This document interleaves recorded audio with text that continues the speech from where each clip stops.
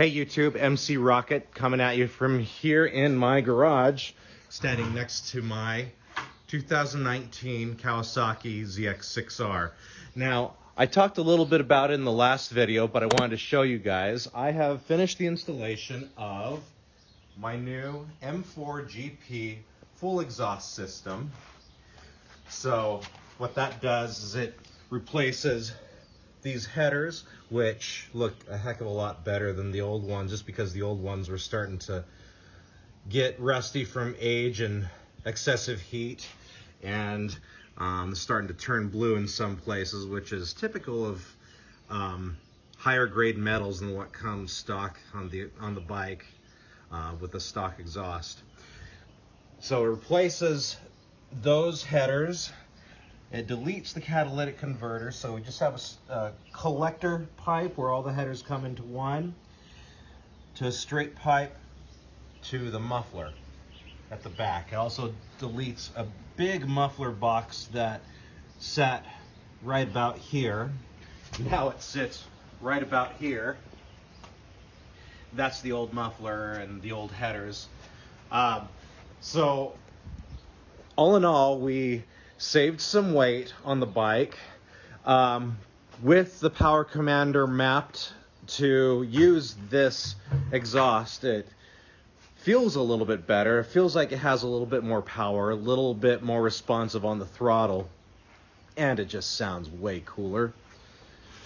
So one thing to note about this is it comes with this stage 2 baffle pre-installed in the pipe, in the tailpipe, and it's held in place with this C-clip here that goes inside there. That thing is a pain in the butt to remove. I have a tool here that I use for removing such clips, that I use for also removing clips on various hoses and other parts of the bike anytime I need to do maintenance on those areas. But even with this tool, it was a pain in the butt.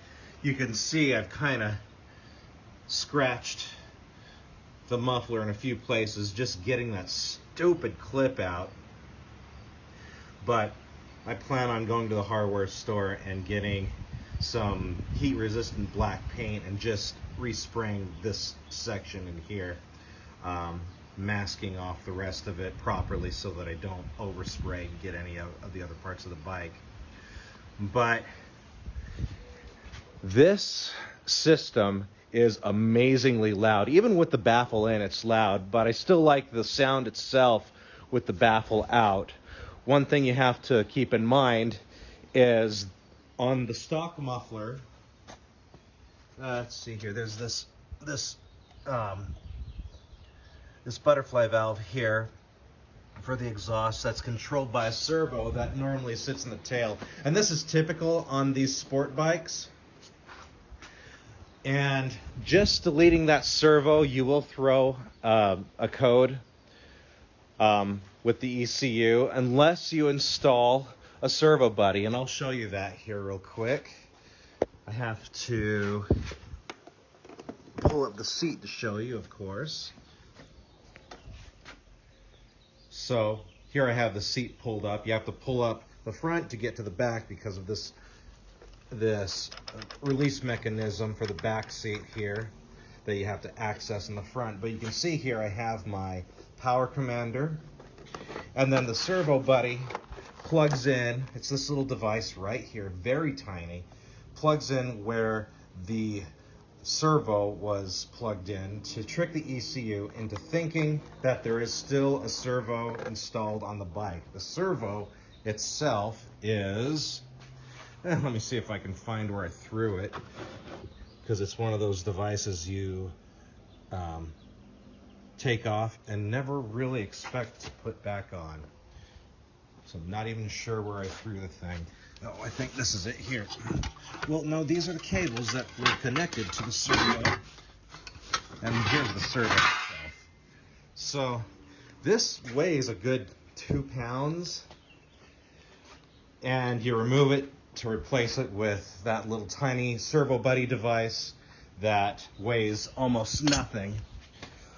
With removing this huge thing.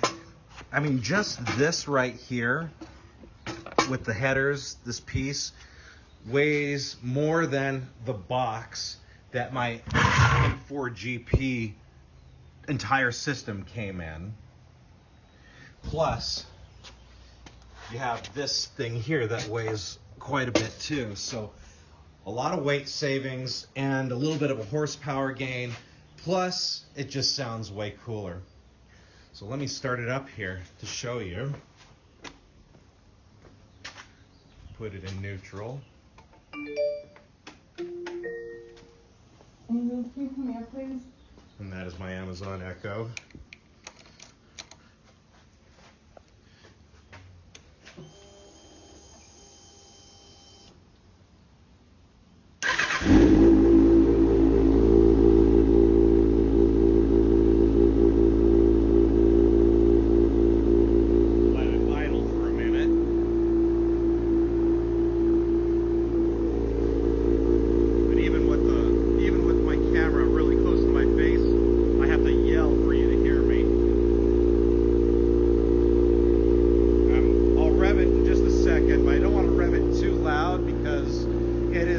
Heart-stoppingly loud here in my garage.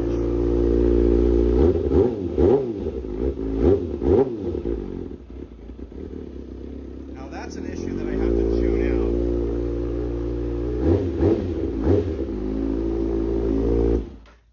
That's an issue that I have to tune out, where from until the engine gets warm, if I rev it even just a little bit, the engine speed drops down to below 1,000 RPMs, where it sounds like it's going to die. It usually doesn't, but it seems like ever since I installed the power commander, that's been an issue. So that's something that I can work on tuning out in the software. But yeah, here in the next segment, we'll go for a ride so I can show you guys what this thing really sounds like.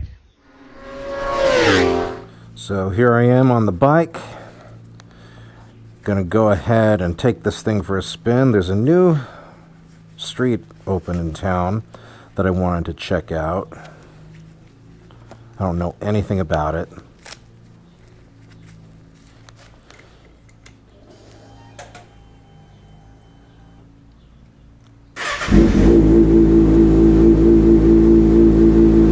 See how loud that thing is. My microphone used to be on this side of my helmet, but I switched it over to this side in hopes that you'll be able to hear me better. So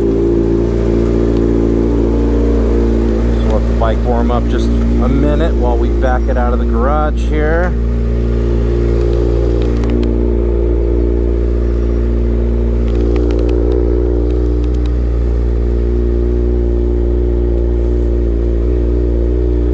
If I can close my garage. There we go.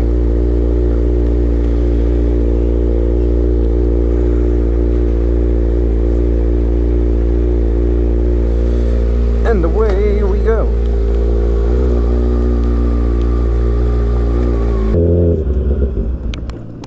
And the bike died. Yep, I gotta try and tune that out.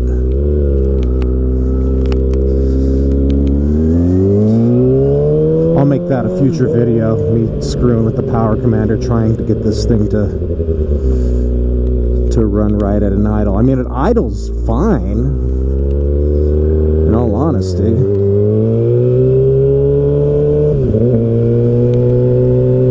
Turn off my turn signal. But it just seems like ever since I installed the power commander, it's been an issue where until it gets warmed up, giving it any throttle, whether it just be at an idle or moving the bike just a little, doesn't matter. Giving it a little bit of throttle, once you roll off the throttle, it tries to die and sometimes succeeds.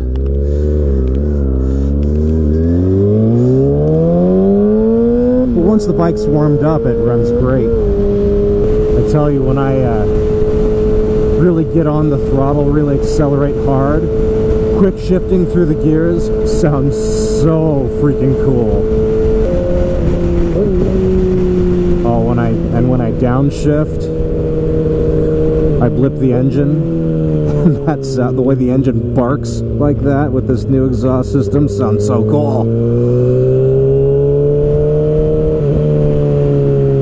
Even just coming to a stop, rolling to a stop with this new exhaust system sounds cool. And what are we doing here, guys?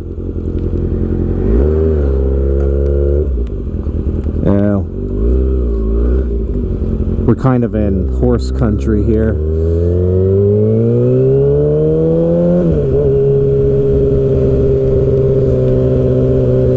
So St. George is the main town here in southern Utah, but I live in one of the outlying communities, so you see a lot of like cows over there and horses down there, lots of pastures, lots of farmland, and it is quieter,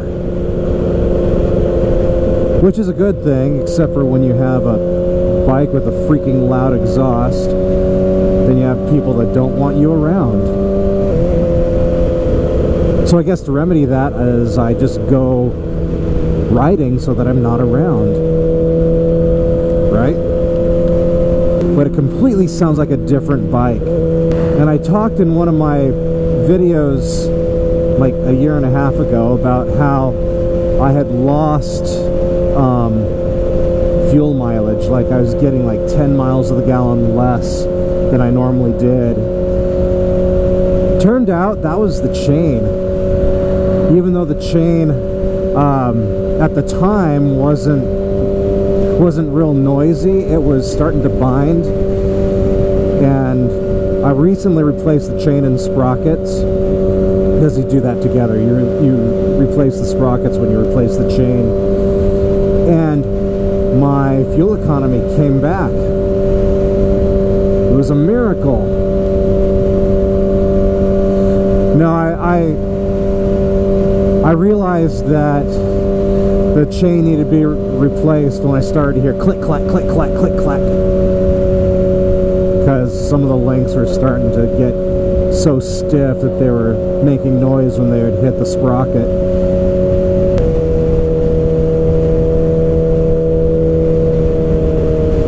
Scares me when people start to move out towards the street when I'm driving by, because motorcyclists are somewhat invisible. I'm always afraid someone's going to just pull right out in front of me.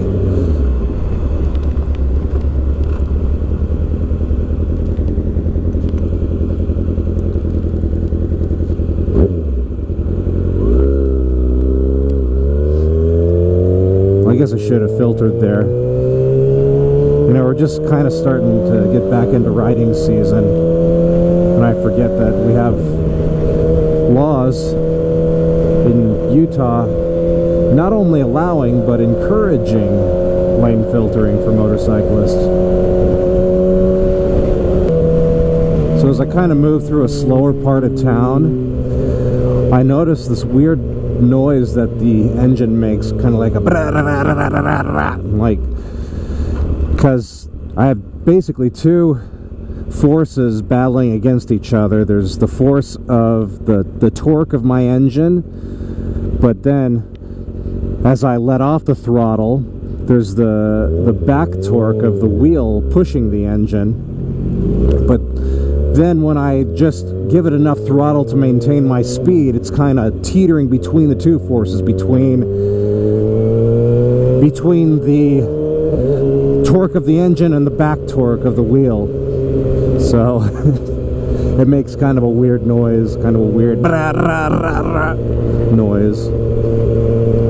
I mean, it still sounds cool to me, but it's loud. Our friend in front of us has something like hanging down from his car. Looks like it's dragging against the road. I always want to like flag these people down and be like, dude, you gotta do something about that. So that'd drive me nuts having something dangling from my car like that. The problem with lane filtering here in Utah is it's not lane splitting. There's a difference between lane splitting and lane filtering. So lane splitting is where you are moving between the lanes while traffic is moving. Lane filtering is where traffic is stopped and you're just moving between stopped cars, moving between the lanes. Lane filtering is legal in Utah. Lane splitting is not. But the problem is that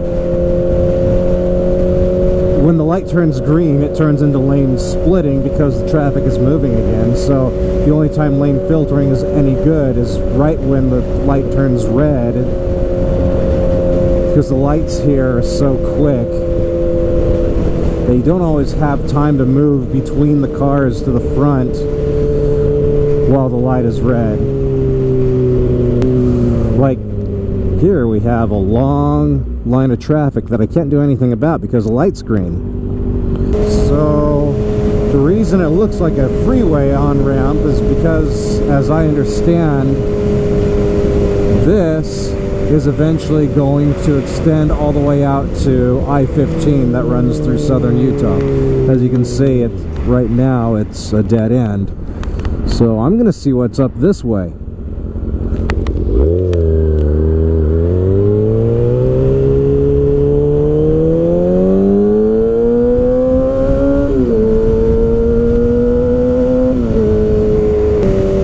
Okay, so this will eventually go up and connect to the roads that go to the new airport in southern St. George. I'm not going to do that, because that's still kind of far away. Nice road, not real twisty for the kind of riding I like to do on my ZX-6R. But I'm in 6th gear going about 70 miles an hour, and you can hear with the stock exhaust that came on this bike, at this point, at this speed, with this much wind, I would not be able to even hear my engine. And now, it's all I hear. I don't know where this off-ramp goes, but I'm going to find out. So it looks like dead end that way. Let's find out what's this way. Alright, I'm not waiting for that guy.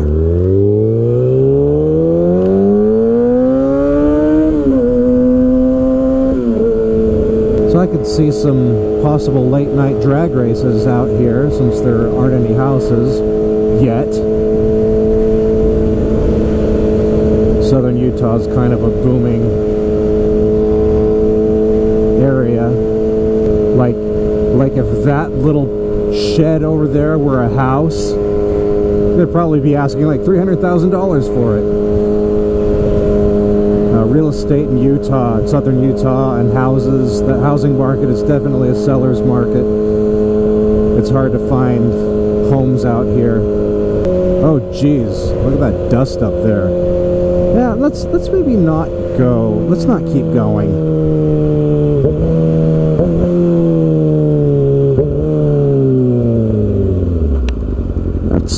Let's just turn the frig around right here.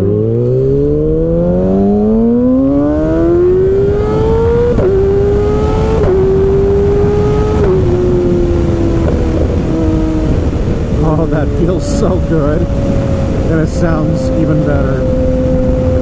I mean, you gotta admit, that sounds freaking cool.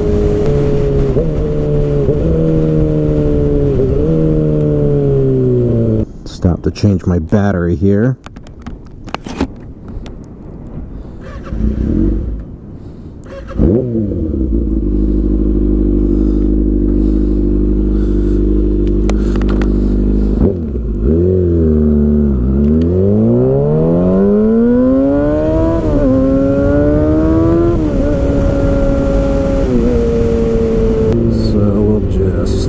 Get back on this road here.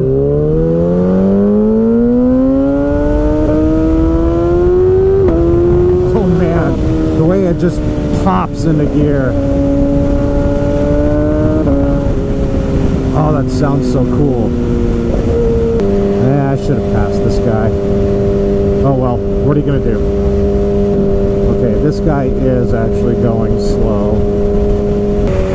And there we have the lake. This is Sand Hollow Reservoir right here. It's a fun lake. You have, in some places, you have some sandy beaches, which is fun. Maybe you just want to come to the lake and swim and whatever. They talk about swimmer's itch being prevalent here in Sand Hollow, but honestly, I've never had it. I've known people who have, so I can't say that it doesn't exist, but it is a fun lake to come to in the summertime. We have friends with boats, and sometimes we come with them. Run around on the water, let them haul the inner tube behind the boat. It's a fun day. So now I know exactly where we are, now that that road is connected to a road that I'm familiar with. If I keep going out this way, within like half an hour or so, I would get to the new airport in southern St. George. But I'm not going to do that. I have no desire to go to the airport. But I took this ride to show you guys how this new exhaust sounds. I hope you can hear it. Hope it comes through well here on camera. You probably couldn't even hear the old exhaust very well. But I did stop for a moment and play back. And I could tell that this exhaust actually does come through pretty well on camera. Even though I have the microphone on the opposite side of my helmet from the side that the exhaust is on. But there you have it. In my next video, I plan on doing some fine-tuning of the power commander, show you guys what that looks like. I'm not an expert at it, but I kind of know what needs to happen, so I know what I plan on doing. So I hope to see you in the next video. Until then, life is better on two wheels, so ride safely.